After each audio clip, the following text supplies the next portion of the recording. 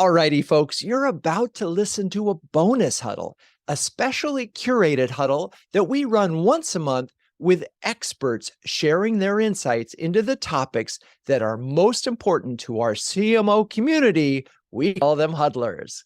The expert at this particular huddle was Dalia Feldheim, founder and CEO of Flow Leadership Consultancy, and author of an excellent book called Lead Like a Girl. Lots of lessons on leadership for everybody. Let's get to it. I'm excited to welcome Dalia Feldheim, a former CMO, a current leadership coach, and the best-selling author of Dare to Lead Like a Girl, How to Survive and Thrive in the Corporate Jungle. Today, we'll be diving into her book, discussing specific actions CMOs can take to become better leaders and exploring some of the real-life examples she shares in her book, which, by the way, Dalia, I did read last night and really enjoyed it. So anyway, how are you and where are you this fine day? I'm amazing. I'm in Israel, where I moved a year and a half ago, and I'm actually with wet hair because I just went swimming in the ocean here. Oh my gosh. Work-life balance. I started working with a team in Australia this morning at what was 5 a.m. Those are my days these days. Australia, US days, whatever works. First of all, jealous that you got to swim in. That's awesome. I can imagine that off of Tel Aviv. I've been in that ocean in the Mediterranean. Anyway, now it's a perfect segue because my first question for you is that you've lived all over the world. I mean, Israel now, but Singapore, Switzerland. I think, did you live in India too? Are you Moscow? No, I worked a lot in India, but I never worked a lot in India, and you lived in Moscow, right? So I'm just curious how these experiences sort of contributed to your approach to leadership. Oh, wow. Well, first of all, I'm really lucky because I have a crazy entrepreneur husband. And I think each one of the moves was an adventure in its own. I remember the very first actually moving to Geneva. So I was studying psychology and business here in Tel Aviv University. And I knew I wanted to do psychology. And then everyone from my business school came to me and said, "You're not going to the P&G interview. First time P&G is in the campus." I went, I applied, I got in. And then I came to my then boyfriend of 2 years and I told him, "Hey, I got accepted to P&G in Geneva." He's like, "Wow, amazing skiing. Let's go." So we went to what was supposed to be 1 year. My parents are British. Okay. So I always joke and say I'm made in England, born in Israel, because it's true. My mom actually moved over pregnant. And I never thought I would be outside for so long. But I started in Geneva. It was supposed to be a year. After a year, they told us, "Make a life in Geneva. You're staying here." And we're like, "Okay, we love it." And then same was with Moscow. I mean, the opportunity came up. I remember my husband started kind of working in another company and they really wanted him in Moscow. So I came to my company and I said, "Hey, I'm open." A week later, I get a call. "We have a role for you. You want to take it?" That was Moscow. And then Singapore was the craziest. My boss was over for dinner one night and we love the adventure. We love developing markets. We love changeover, complete fixing, right? The company. So I remember Asia was kind of where it was all happening. And I kind of jokingly told my boss, actually it was my husband, "Wow, we would love to live in Asia someday." And I get a call literally a week later, "Dalia, do you still want Asia?" And I just said, "Tomorrow." And he said, "Okay, that's all I needed to know," and closes the phone. And I'm like frantically text him, "Okay, how tomorrow? What are we talking about?" He's like, "Don't get too excited, but there's an amazing role. They want you. And if you get it, you're moving in a month." And we just finished building a house in Geneva, which took all our blood, sweat, and tears. And literally we moved into the house and within a month we moved again to Singapore. So what did it teach me about leadership? Leadership is all about have an idea of where you're heading, have a game plan, have a vision, have a purpose, but don't forget to enjoy the view and the way, because opportunities get thrown at you. Everyone gets these opportunities. It's just not everyone picks them up. So I think that was my biggest learning. And that actually came from this, hey, great opportunity. Let's see what it entails. And we've enjoyed every single experience. Amazing. And just a lot of jealousy on my part again. So that's 2 now you're 2 for 2 on that front.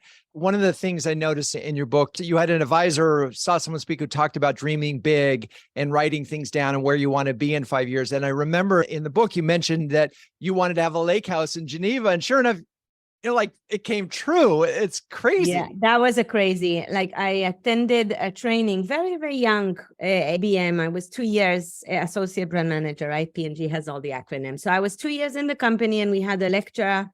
And at the end of the lecture, she kind of gave us this little piece of paper. First of all, I remember one side was the credo.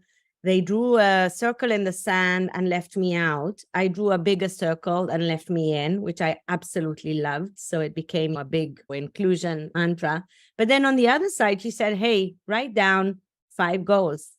And I wrote, I want to be promoted. I was very, achievement oriented. I want to be promoted twice.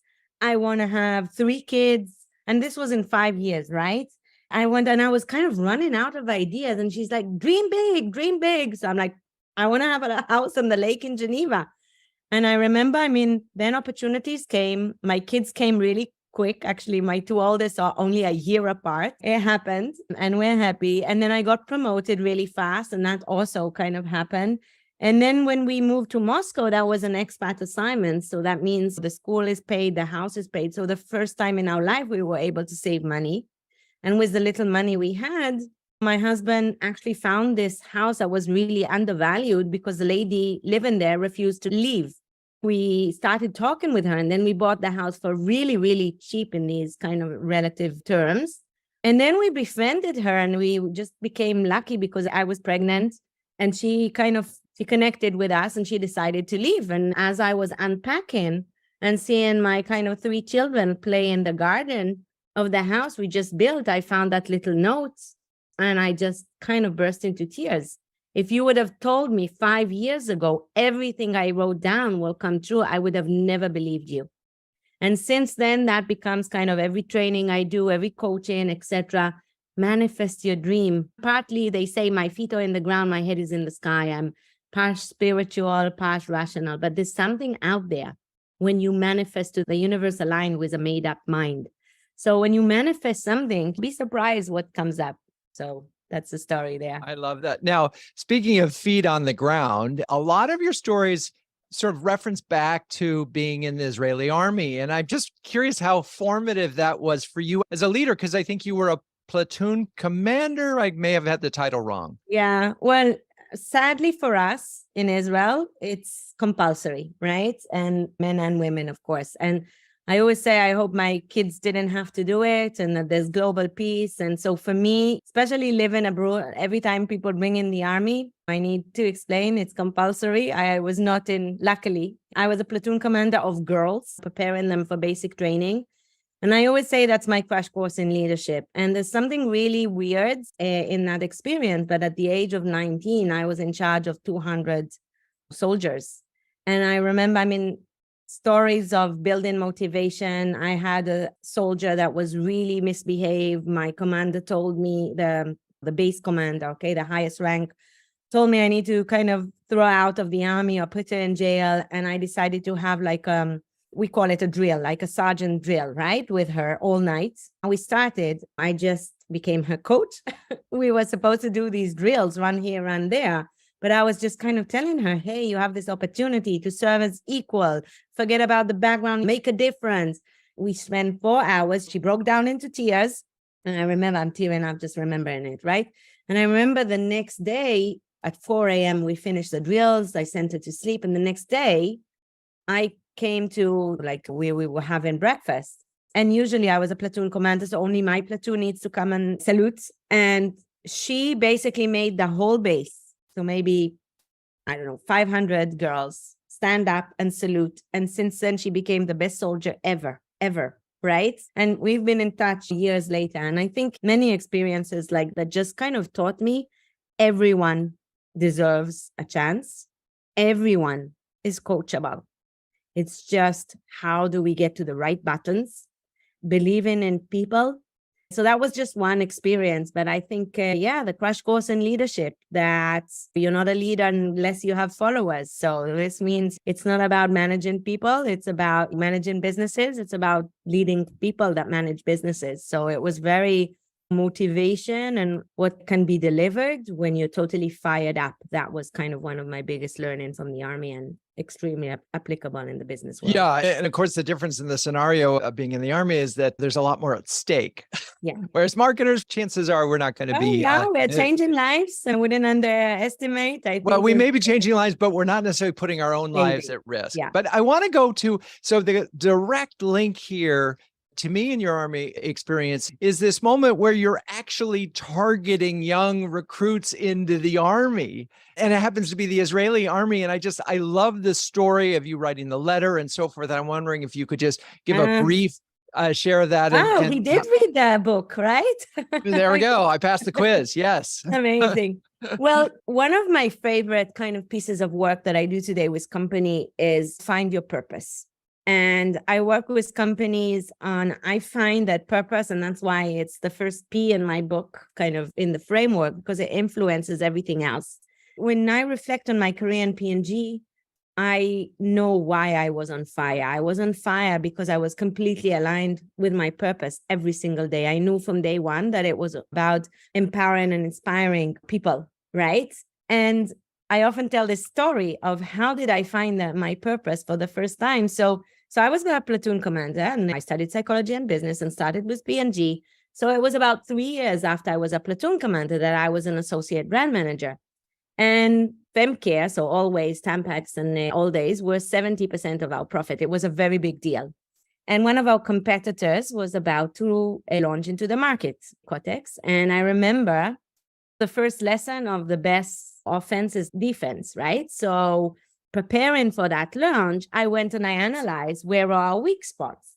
And we discovered that one of our weak spots was around 18-year-old girls. Now, where are 18-year-old girls in the Army? So I said, okay, why is this happening? We know they start to make their own money from the Army and it's not a lot. So they start skimping, right? And buying cheaper brands. And maybe they don't have the resonance with the brand anymore. So I knew I wanted to target these girls. And I knew I wanted to do it through the Army.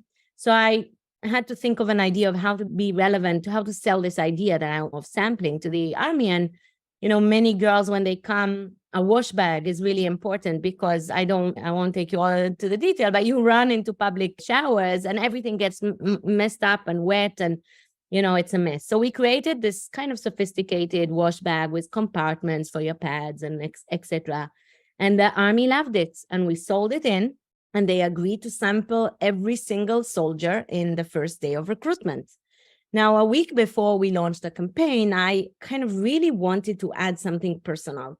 And I asked the agency and they didn't come up with the perfect thing. So one evening, I was sitting down and I was writing as inspiration for the agency.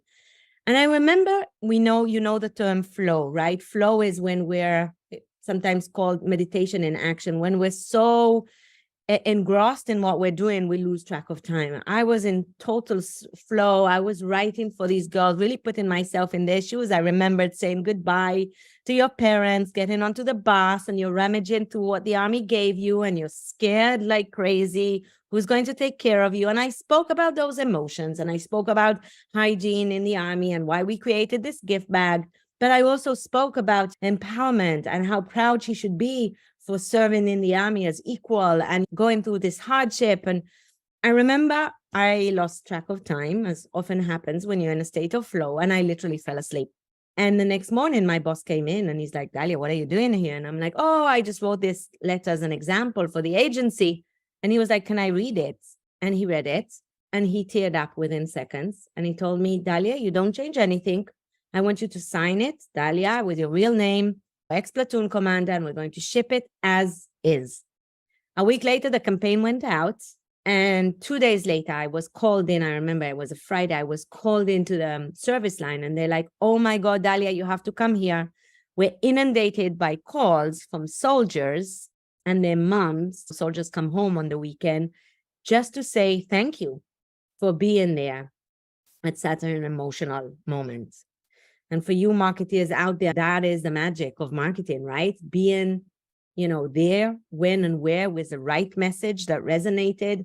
And that's when I realized I'm not in the business of selling pads. I'm in the business of women and people empowerment. And I was lucky that P&G enabled me to live my purpose later on with the Always Like a Girl and Russia, Be the Star You Are, and Tampax, where Mother Nature all can advertising awards winning. So, but it all really started by aligning my personal purpose with the company purpose and focusing on the higher order benefit that our brands serve our consumers. So that was kind of a big success factor, I think, in my career with B&G.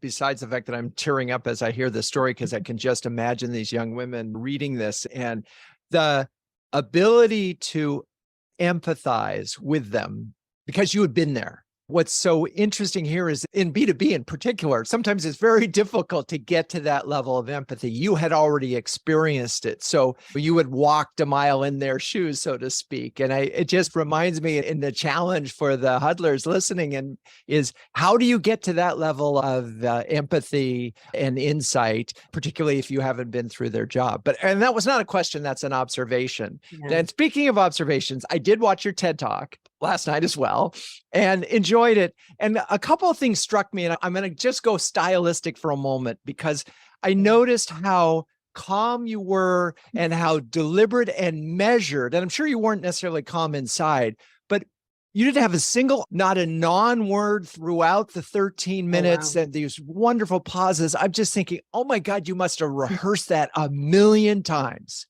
Well, I'll tell you, it's actually the whole story with TED. One of my favorite words or concepts is serendipity. Okay, when you kind of throw your desire out there into the world.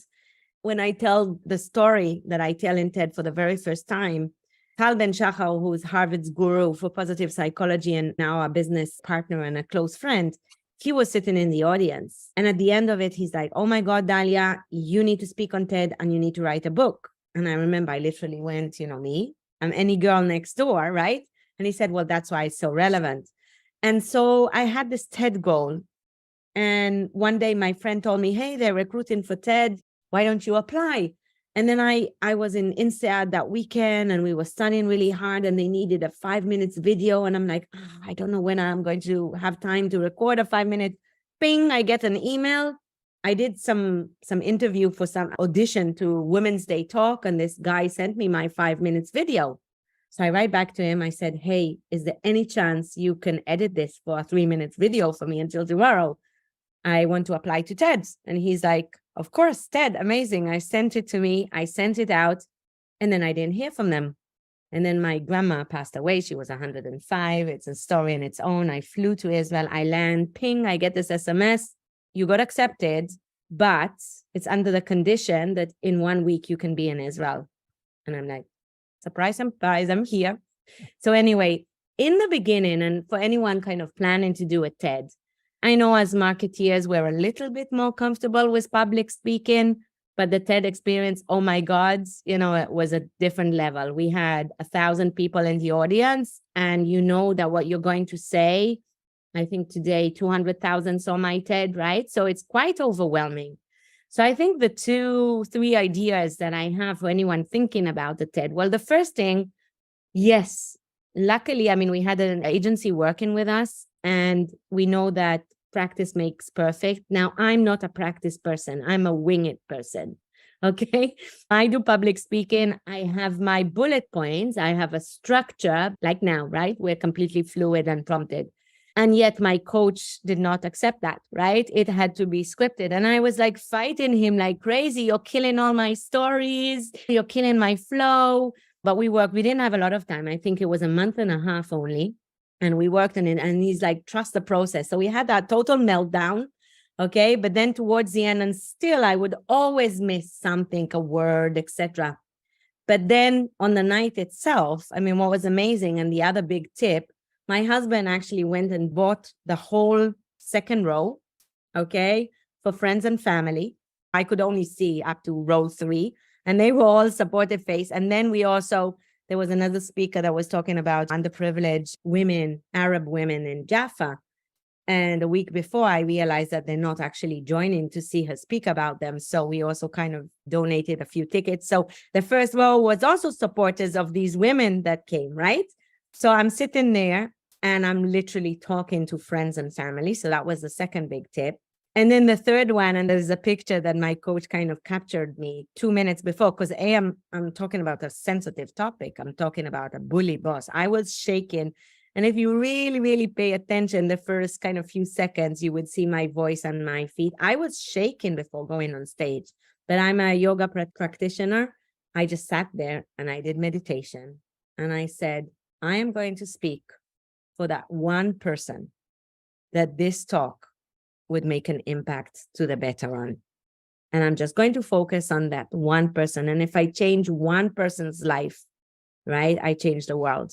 And that's what I focused. I said, forget about the thousands, hopefully millions that may see it in the future. Focus on that one. So A, practice makes perfect. B, supportive, find a friendly face in the audience, right? Make sure they smile at you often and really focus on, why are you doing it? Why am I sharing this story? To make an impact. So one person, so other people don't need to go through the pain that I've been through and learn from my experience. And I think when you focus on your purpose, he who has a why can endure anyhow, says Nietzsche. And I guess that gave me immense power. I love it. Okay. So tissues and tears are a consistent theme from beginning to end of your book, both in terms of an early boss who told you to embrace that, to the later boss who sort of launched your entrepreneurial career, if you will. Connect those dots for us, and then we'll get really into the book. But the first story and the sort of the last one in tissues. So 6 months into my role in P&G, I'm a young associate brand manager. And I didn't have a direct boss because he left and I was reporting directly to the general manager. So I was launching a big initiative and my product got stuck in customs. So, when you're working 6 months on something and it gets totally screwed up, and I was invited into my general manager's office to talk about what went wrong, right? And I'm sitting there and frustration is mounting. Now, I don't know about you, but when I feel frustrated, I have a really automatic reaction. A tear appeared in my eyes. That's my reaction to frustration. And I'm sitting there and I'm saying, oh my God, I'm in my general manager's office and I'm crying. How embarrassing is that? And I'm kind of frantically trying to regain my composure. And at that moment, my boss, Jim Lafferty, who's a people legend, right? He looked at me, he offered me a box of tissues. And when I regained my composure, he looked me dead in the eye. And he said something I would forever remember. He said, Dalia, don't you ever be embarrassed for crying in the office again. It's a sign of your passion. And passion is your superpower. Do you ever have a boss like that? I'm looking the faces. Wow, I was so empowered, right? And for those 17 years in P&G, I was really lucky to have many managers like Jim that believed in me, sometimes more than I believed in myself, right? But my career just went from strength to strength. But it wasn't until I reached the lowest point of my career, that I really understood what Jim was talking about. And that's fast forward 17 years. So I told you I moved from Geneva to Moscow to Singapore. And in Singapore, I left after 15 years, right? They wanted me in Geneva. My husband opened his company.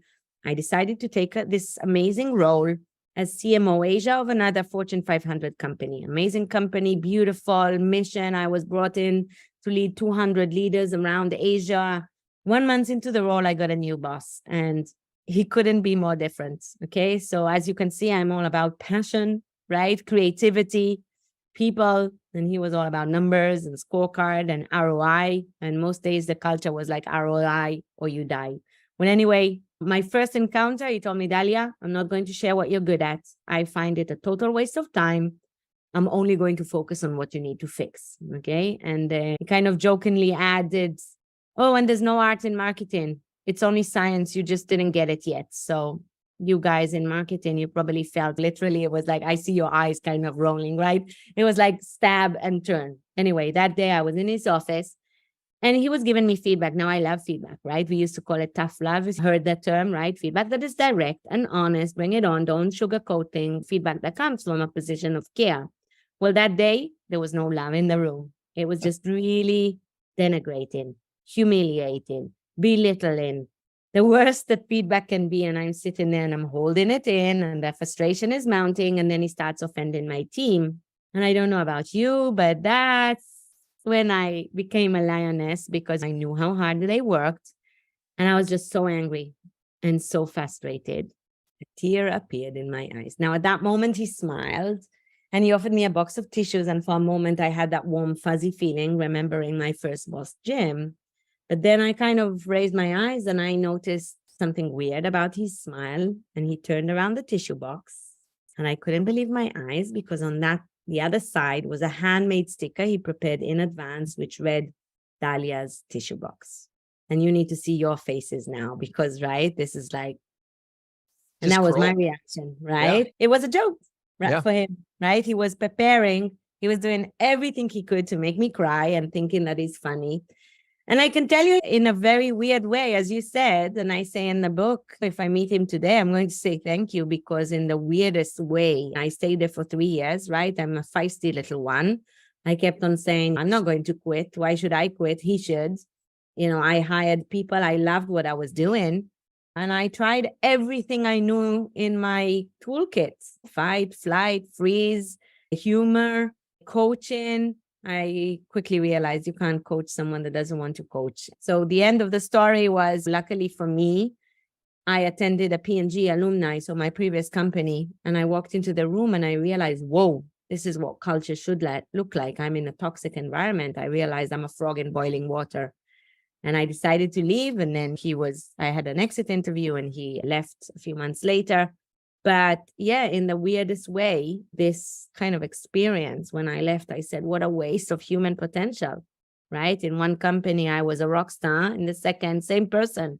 They thought I delivered. I knew I gave them 10% because I was always busy defending myself. So that's where I decided to, from seeing the good, the bad, and the ugly, work with companies to bring more of the goods and less of the ugly that sadly we see way too much in the corporate world today.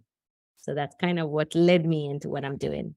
So one of the observations that I think is so interesting and is that lean into strength, not weaknesses, and how that is such a important part of the philosophy in your book. And obviously your boss at this pivotal moment was doing the opposite. I'm curious in terms of that. And I'm thinking even at the most basic level, I remember coaching 7-year-old soccer kids. And when they talked about the compliments, hey, you did a great job running around that. Next time, try this. And oh, you did a great job. Talk a little bit about philosophically embracing strength and getting your team people aligned with their strengths and not worrying about their weaknesses. So it's in 98, Raf and Clifton basically wrote the book and Now Change All the Rules. And they basically asked over 3,000 leaders around the world, 3,600, what's more important, strengths or weaknesses? And 60% said weaknesses. In some cultures like Asia, 80% said weaknesses. But what they found in that research, interestingly enough, those remaining 40% that said strengths are more important, they were 2 times more likely to succeed. Okay. And the whole logic behind it is that strengths strengthen us and weaknesses weaken us. It takes so much more effort to move from a weakness to a neutral than to move from a neutral to a wow. I like to use the analogy sometimes with my students of a sailboat. Okay. So your sail is your strengths. Holes in that sail are your weaknesses. Can you ignore those holes completely? No, right? You need to attend to them. But if you sit there closing all your holes, but you don't raise the sail, will you go anywhere? No, right? So what you need to do is focus on raising your sails while you find ways to close those holes. So it's not completely ignoring your strengths. Whether you can do a training, whether you can hire someone, that complements you for the strengths, as long as your energy, is about raising that sail. Your energy is where your passion is. So, very simply, I work today with companies on, understanding people's strengths. As a leader, this is a core skill, because when you're aligned on your strength and you're aligned on your purpose, and even if you find a passion project that you do, everyone can find a project within a company, especially in the big companies, right? I just did a huge project for Google in Europe. And initially, they were a little bit worried on finding their purpose. People will leave. So we started with personal purpose and then finding their strengths, aligning it to your purpose, and then aligning that to the company purpose. And as a result, they came out each with 1 or 2 projects that kind of are more aligned to the strength. They had the line manager discussion, and instead of spending, often our brains are wired to negativity. That's another dynamic. Okay, why is this? It's hereditary, right? When we were in the woods, we need to kind of pay attention to a bear coming, right? So we hear negative feedback 4 times louder than positive feedback. Think about yourself. Think about your report card. As parents, it's end of year. Your kids get this amazing report, and then where does your eye go? To the less than perfect. Or you get this holistic feedback, and immediately you're focusing on what you need to fix. Well, that is the big mistake, because when you spend your energy, everyone has a gift, and that gift is different. So my boss was determined that I was too creative and not good enough in process, and I need to learn Six Sigma like he did, and he wanted me to be like him, where I was a completely different animal. And actually, leaders should hire people that are completely different. The role of the leader, and my first boss in the company used to call it, put in the right people on the right seats in the bus. You need the different skills. You need the alignment of strengths of other people. But what do most people do? They hire people that are similar. They want everyone to be like them. And we're losing all this creativity and innovation that comes from the diversity, that comes from the 2 times more productive employees when they're focusing on their strengths. So this theory of Rath and Clifton, and I was lucky to meet Clifton a few months back, this Bible, it became a Bible for people management back in 1998. And still, I think it was 2007, they did another research, and still only 30% of employees were aware of their strengths, and only 17% said they use their strengths every day. So I always say, and that's the beginning of the book, if we were able to bring employees to be saying, more employees to be saying, yes, I know what my strengths are, and I use them every day, wow, the exponential kind of burst in potential. So that's why strengths is always kind of the beginning of what I start with. Yeah, and I love that. And I know the audience, folks, CMOs are thinking about that now and assessing their individual teams right now. And you can't help but do it. I have so many more questions that are specific, but just from a broad leadership standpoint, you have your 5 Ps. Can you just sort of share those? I know the first one is purpose, and we've talked a little bit about that. Put a framework on this. We obviously can't get through all of it, but just quickly go through the 5 Ps. Yeah. So when I talk about Dare to Lead Like a Girl, it's a provocation, of course, right? It's based on the Always Like a Girl campaign, but it's also based on research that shows that actually women scored really well, better than men in 17 out of 19 leadership traits. And that's changed over time. And that's because the world has evolved. And today in the work from home, work remotely, the need for agility, actually those soft skills, right, are more important than ever before. So first, the premise for the book is the corporate world is suffering. Okay, 1 in 4 experience acute anxiety, 87% are unhappy at work. So the world is suffering. We know what it takes to win. And this is connecting to these more historically considered feminine. It's not men versus women, sorry. There's no such thing as a man versus female brain. We all have inherently both masculine and feminine leadership traits, but we suppress those leadership traits as we grow, as we get into corporate. And that's why it's not Dare to Lead Like a Woman, but Dare to Lead Like a Girl, right? So this is about connecting, and in one sentence, it's about leading from your heart. It's knowing that you need your hands, the skill, you need your head, your strategic kind of ability. That goes without saying.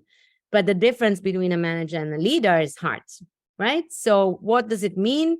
The 5P is just a way coming from marketing for us to easy to remember. So the first P, as we talked about it, purpose, aligning to the strengths. The second P is perspective, and this is all about our mental strengths because it's all between our ears. It's all this growth mindset.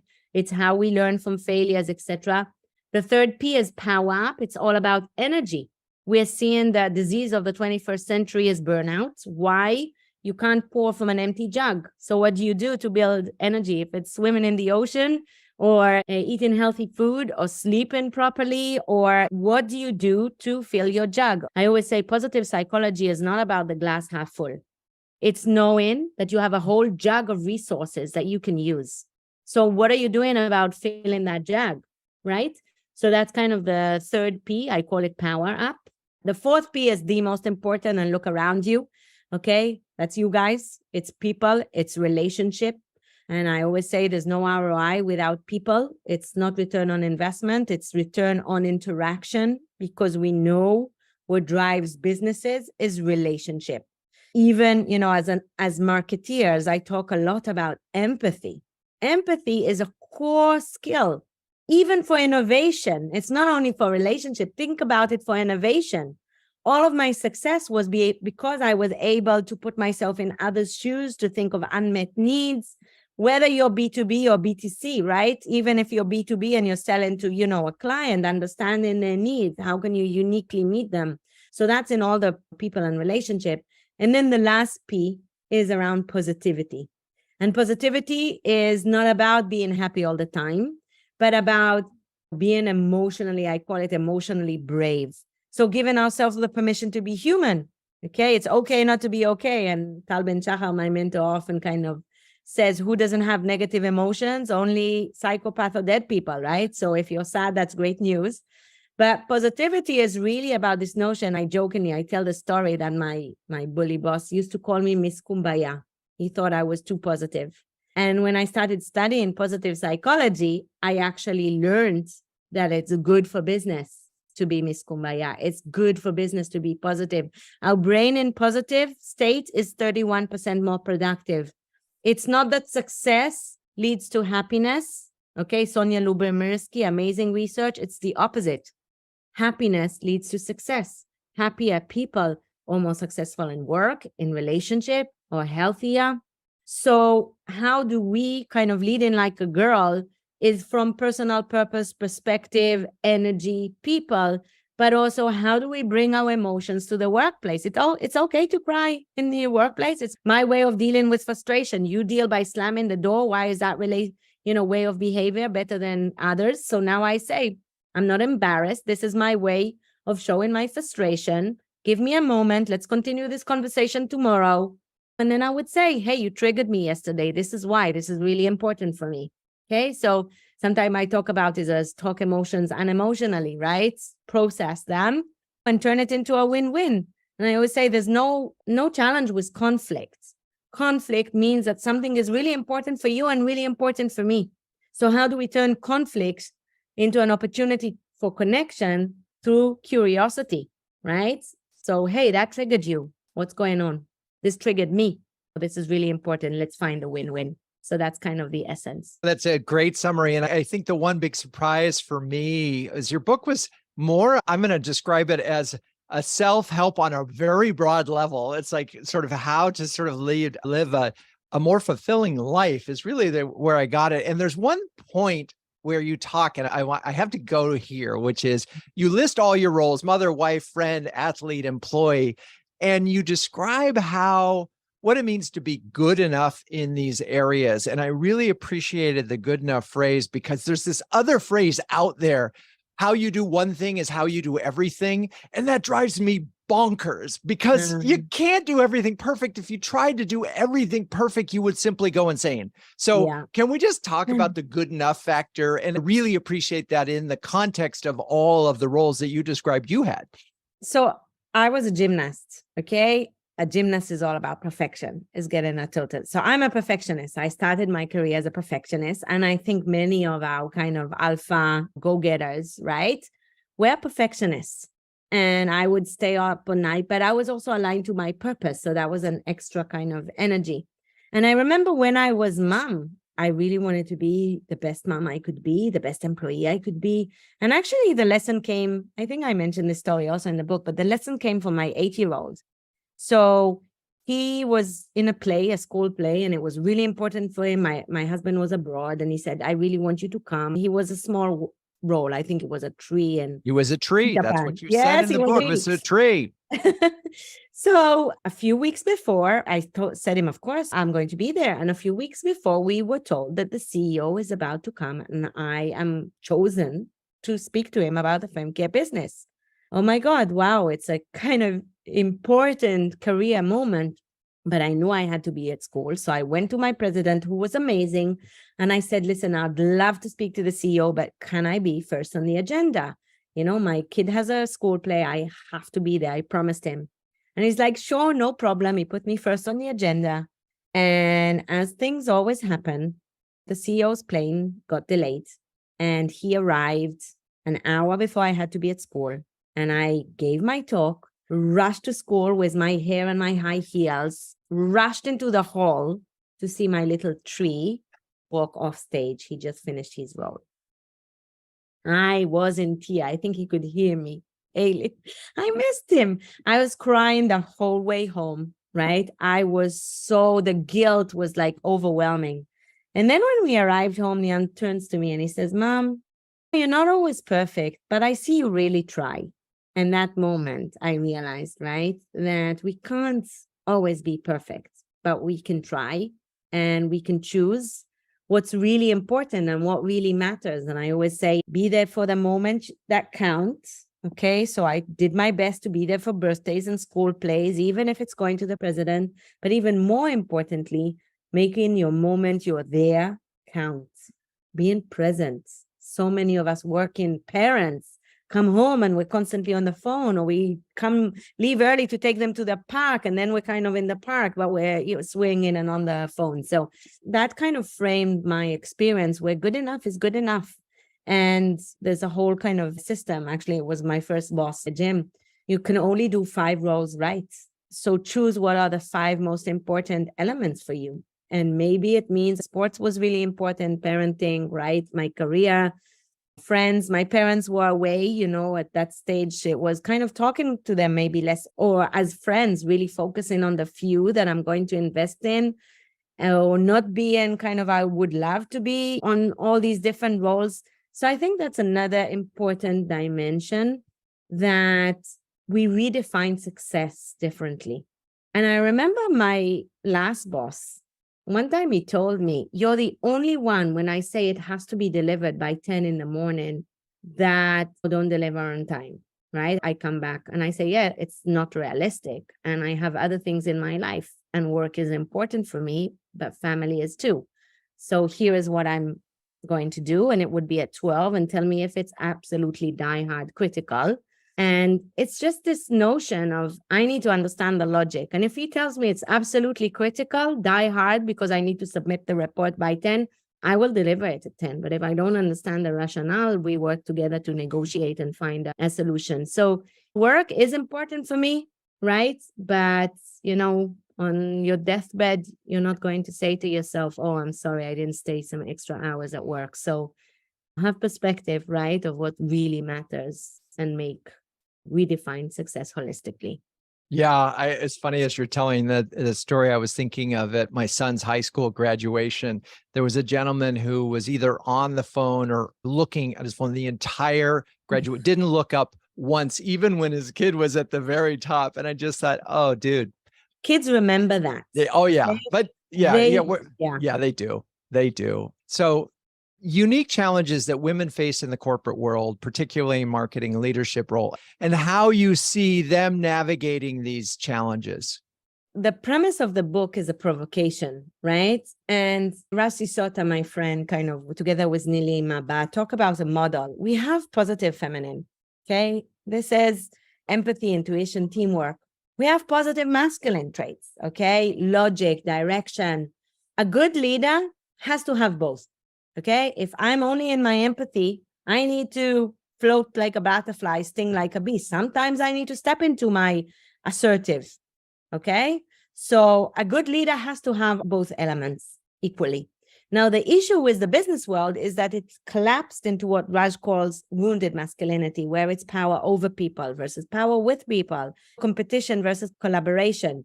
So these are some of the challenges. And Paul Polman, who many of you know, the ex-CEO of Unilever and one of my first bosses in P&G, he actually was speaking and he said, instead of trying to fix women, let's try and learn from them. And the business world kind of says, oh, and there's so many hurdles. And we say the issue is with the woman. And yes, there are elements there. There's a confidence challenge. Okay, we were raised to please, to be kind of good with other people. So when we behave out of character, okay, the same behavior is categorized as he's the boss, he's assertive, or bossy for women, bitchy. Okay, same behavior. Or same with prides. Okay, boys were raised on pride, we were raised on not. So when we kind of self-promote, oh, she's a self-promoting, right? Exactly same behavior. So there are these biases out there, many of them. Okay, if anyone think he doesn't have a bias, do the implicit test. You will see we all have bias out there. My favorite one, so McKinsey just did this amazing research they do every year on the states of women. And there's so many biases, even, that women talk more than men, okay? When research shows they talk exactly the same amount of words. And so women are caught mid-sentence 2 times more often than men. That is kind of crazy, right? And today when I work with companies, I have them sign a pledge at the end. If you're seeing someone being cut mid-sentence, that's when you intervene and say, hey, you were cut before, what did you want to share, right? Making the space. So there's these biases. We have imposter syndrome, okay, where it is more associated with women, but men experience it as well. 50% it's the likelihood in men and 70% with women. Imposter syndrome is this belief that success are external and failures are internal. So yes, there's work we need to do internally, but the issue with the corporate world, why we don't have more women, is not sitting with the women, it's sitting with the environment. The environment is what needs to change. Because we're seeing our current way of leadership, this wounded masculinity, is not working. We're seeing, right? 1 in 4 experience acute anxiety. And with COVID, the great resignation, the great breakup, which we're seeing women leaving in buckets, or the silent resignation where you're staying there, but you're leaving your heart at the doorway. So the current way of working is not working. The current kind of environment is not working. So the book is about kind of reshifting it, okay? It's a provocation for all men and women to connect to those softer skills and dare, because it takes courage, right, to kind of shift the environment. So my mission, if you like, is humanizing the workplace, because those are the skills of the 21st century. And I'll just share as an anecdote, I'm really optimistic. And when the TED came out, I had thousands of women that were inspired to take action. I had men, one guy called me and told me his favorite employee started crying in the office the next day. And usually he would be really embarrassed, but now he had a textbook, right? He said to her, wow, I see you're really passionate. How can I help? But the craziest call was from this guy in Australia who called me up and he said, Dalia, I realized I'm an asshole. What can I do? Okay. So the environment needs to change. It's in a dire state. We're in a leadership crisis like never before. Okay. The Y generation, the Zoomers, okay, the younger generation will not pick up with some of the, sorry, language, what we accepted. If we're not connecting them to their purpose, if we're not bringing empathy to the workplace, you're not a leader if you don't have followers. So if you're not leading from the heart today, my good news for you is that all of it is teachable. All of it is coachable.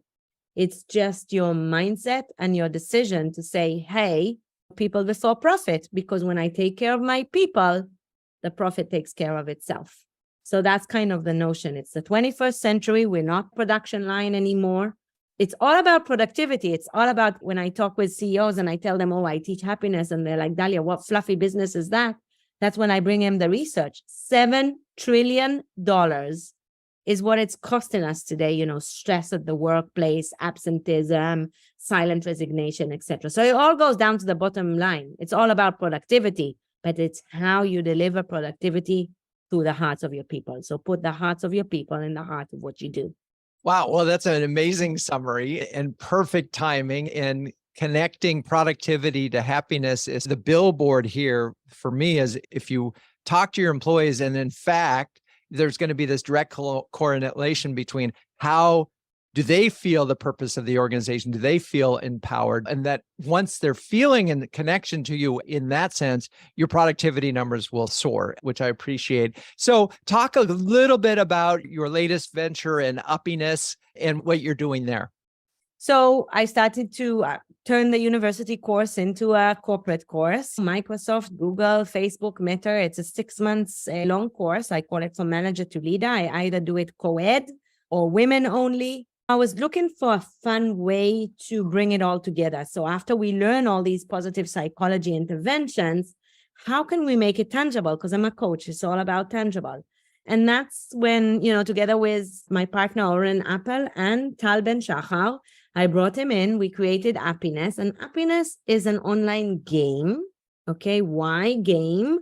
Because from the knowledge retention pyramid, we know the best way to learn is to teach, and the second best way is to play. And we don't play enough in the corporate world. So it is a game, an online hybrid game, where you can solve we code it into the game. We look at the EES of that specific team, and we choose 10 challenges that team is dealing with, culture challenge. We code them into the game, and then you pick up a card. It could be yours, it could be other person's, and the other people, get cards with solutions from the world of positive psychology, and they need to pitch their solution to you. You need to reflect on your strengths and choose it. So what we're seeing is employees they're talking real issues. It could be bullying in the workplace, but it's hidden behind the game, right? And then they get all these advice from, and they learn to ask for advice, to get different perspective, etc. So it's a way of graduating the course, but we have over 100 trainers around the world that are ready to kind of train from Mexico to China in many languages. Because as I told you, I am on a mission to humanize the world of business, and it takes all of us together, but there is hope and it takes courage. And the interesting element there is courage is actually, and this Paul Polman told me, it's the most misunderstood word. It's not about making decisions that others don't. It actually comes from the French word cœur, which means heart. Courageous leaders are those who lead from the heart. So that's what Uppiness and Dare to Lead Like a Girl is all about. I love it. Perfect. Well, Dalia Feldheim, thank you so much for joining us today. We've included a link to the Uppiness game. Folks can obviously find you on LinkedIn, and really appreciate your thoughts today. Thank you so much. Lovely. Thanks, Amy, for all the kind words. And do feel free, connect on LinkedIn. And if I could be of value to you or your team,